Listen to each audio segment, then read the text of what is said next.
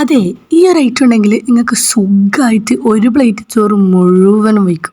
ഇത് കഴിക്കുമ്പോൾ തന്നെ വായിൽ വെള്ളം വരും. ഇതെങ്ങനെ ഉണ്ടാക്കുന്ന മനസ്സിലായി. ആൻഡ് ഒരു 5 മുട്ട എടുത്തിട്ട് ഉപ്പ് ഇട്ടിട്ട് നല്ലോണം വെക്കാം. ഞാനൊരു 5-8 മുട്ടയാണ് എടുത്തിട്ട് നിങ്ങൾക്ക് ഇഷ്ടമുള്ള മുട്ട എടുക്കാം. ഇനി മെയിനായിട്ടുള്ള പണി, ഒരു പാൻ എടുക്കുക, ഗ്യാസ് കത്തിക്കുക, അതിൽ വെക്കുക.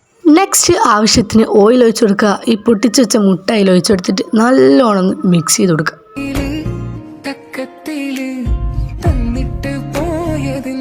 അതൊന്ന് പാകമായി വരുന്നവരെ നമുക്ക് നല്ലോണം ഇളക്കി കൊടുക്കാം. പാകമായ ശേഷം ഈ ഗ്യാസ് ഒന്ന് ഓഫ് ചെയ്ത് നെക്സ്റ്റ് നമുക്ക് മുറിച്ച് വെച്ച ഉള്ളി, തക്കാളി, പച്ചമുളക് മിക്സിയിലിട്ട് കൊടുക്കാം.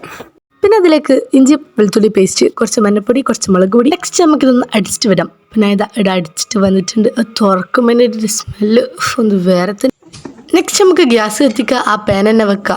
പിന്നെ ചൂടായി വരുമ്പോൾ വീണ്ടും ആവശ്യത്തിന് ഓയിൽ ഒഴിച്ച് കൊടുത്തിട്ട് കുറച്ച് കടുക് ഇട്ട് കൊടുക്കാം. എൻ്റെ ഒന്ന് കൂടുതലായി പോയി. എന്നിട്ട് ഈ അടിച്ചുവെച്ച മിക്സ് നമുക്ക് ഇതിലേക്ക് ഒഴിച്ച് കൊടുത്തിട്ട് നല്ലോണം ഇളക്കി കൊടുക്കാം. അത് നല്ലോണം തിളച്ച് വരുമ്പം ഈ മുട്ട ഒന്ന് അതിലേക്ക് ഇട്ട് കൊടുക്കാം.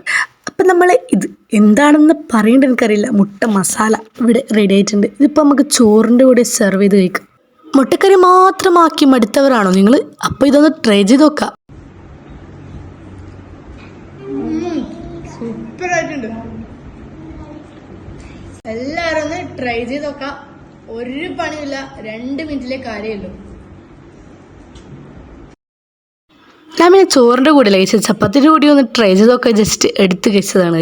അപ്പം നല്ല രസമുണ്ടായിരുന്നു. പക്ഷെ എനിക്ക് ചപ്പാത്തിനെങ്ങാണ്ട് ഇഷ്ടപ്പെട്ടത് ചോറിൻ്റെ കൂടെയാണ്. അപ്പം എല്ലാവരും ഒന്ന് ട്രൈ ചെയ്ത് നോക്കിയിട്ട് ഫീഡ്ബാക്ക് അറിയിക്കുക. അപ്പോൾ വീഡിയോ ഇഷ്ടപ്പെട്ട സപ്പോർട്ട് ചെയ്യാൻ മറക്കണ്ട. Okay, bye bye.